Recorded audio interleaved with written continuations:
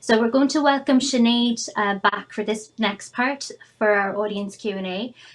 We've had some questions in for both of our wonderful speakers, and we will do our best to get through some of them, but just being conscious of time, we're not going to get to all of them. And what we don't get answered through the Q&A, we'll try to respond to offline. So I'm going to go to you, Sinead, first with the first question, if that's okay. And the question is, you mentioned websites during your presentation.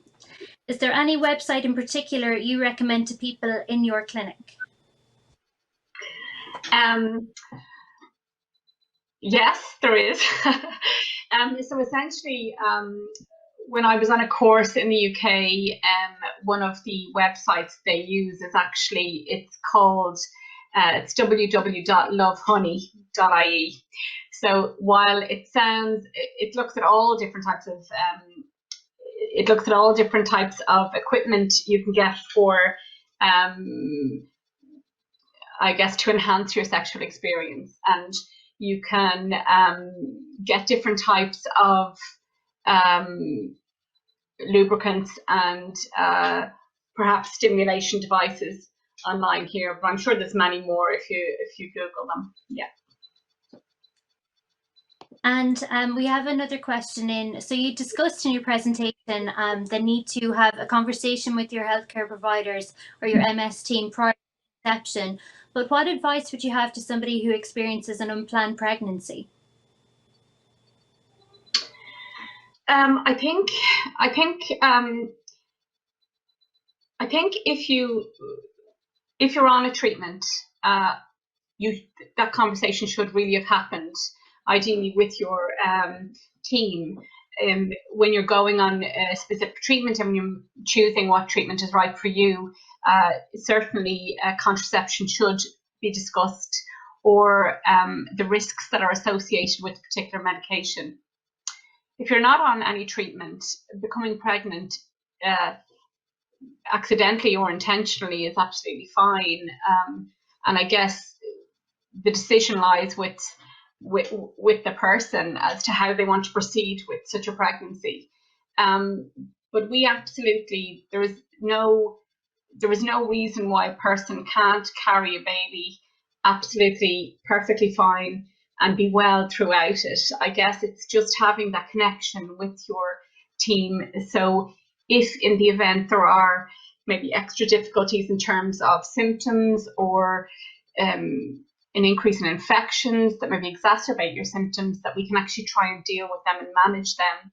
I mean, through pregnancy, it's absolutely safe to give steroids if needed, and try and manage the any eventuality. We can also talk about, it's also important that we can talk about what's to be expected during the pregnancy, and obviously post-delivery, what's expected, and maybe working you towards getting back on treatment within a 3-month window, ideally. Or indeed, if you wish to breastfeed, we can talk about that in depth as well. But it's nothing to be afraid of. And just one more question then for you, Sinead. Somebody has messaged in saying that they're planning to proceed with IVF and wonder if there is anything that they should consider with MS if they plan to go ahead with IVF. No, actually, we have. I've liaised with a number of people with MS who have gone down the IVF route. There is some evidence and studies to say that with certain types of medication, you may be more exposed to relapse during pregnancy, some of these IVF medications. However, in my experience, it's absolutely fine, and we are, happy to go with that. It's absolutely fine. Yeah. Thank you. And Niall, we might send some questions your direction. So should people living with MS be discussing cognitive issues with their MS team? Absolutely. Yeah, definitely. Because certainly in terms of good chronic illness management, if you have any concerns about your illness, you should be discussing it with your team. It may be due to the illness. It may be due to treatments that you could be on. Some treatments can have cognitive side effects. or it may well be down to your emotional psychological state, that you may be more vigilant to your thinking changes. And so by discussing it with your team, you can get reassurance, you can get a proper evaluation, and if there are difficulties there, you can get a treatment plan put in place. So absolutely. So somebody has asked, have there been any reports about temperature affecting cognitive issues, such as the sensation of the brain struggling to process anything or really slowing down after being out in the cold? I haven't seen as much as that, but it wouldn't surprise me. Any changes in environmental state, I suppose, can make you feel a bit more sluggish, maybe increase your fatigue, which could affect cognition, or certainly could affect attention and concentration. So if we're a bit hot, a bit cold, a bit uncomfortable, any sort of change from the basic level of comfort may make us more distractible. The attention system's job is to, as well as managing the information flow, it's to highlight threat and to pick up threat in the environment. So it's possible that if you suddenly have a change in temperature, you might trigger a threat response from your brain as it's trying to identify. So that could affect concentration and attention. I haven't seen it too much in terms of being a specific factor that affects it directly, but it probably affects it indirectly through our ability to concentrate and attend. And how can you tell that MS has had an effect on your cognition? Are there any specific signs that cognitive difficulties are caused by MS? That's a really good question, and we probably need another 2 hours for that one. But there are certain tests that we can do that will allow us to identify the pattern of strengths and weaknesses that we see in MS, and that will give us a good picture about whether or not that's down to the change of the MS itself, or whether it might be due to aging, which is another variable, because when we test people and do detailed cognitive testing with people, we control for their age. So we match people to their own age group. So that might be age. It might be down to specific difficulties with reading or writing, which they may have already had, which could cause the difficulties. Quite often, actually, one of the big factors that seems to cause difficulties with people's subjective, their own awareness of their thinking, is their mood. So if they're not feeling great, if their mood is low, if they're feeling very anxious, they can be very vigilant towards their thinking, and they may be picking up normal, healthy changes in the brain, or the anxiety itself can be affecting the brain's efficiency. So there are a variety of different patterns that each of those take. But again, I'd come back to the first point, which is definitely discuss it. If you're concerned, if you think maybe that you're a little bit less efficient, or if you feel the concentration isn't great, or you're not really remembering, go and talk to the team. They may well even be able to do a quick screen in the clinic without referring to psychology at all, which will give you reassurance that everything is okay. And if they do need to do more information, then they can send on for a further review. And quite often when we do see people for review, it's not as bad as they think it is. And we're able to put systems in place much more easily.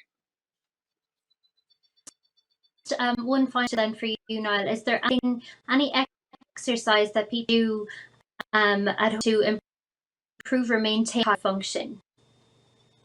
Not quite. I got all of that there, Aoife, but I think what you say, is there any exercises to improve or maintain functions? Was that the question? Yep.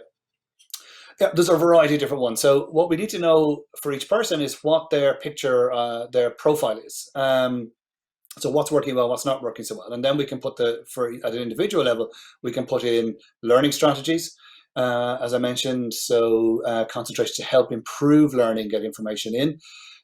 We've given some strategies there in the slides there about ways of breaking information down and making it more accessible so the brain can use it.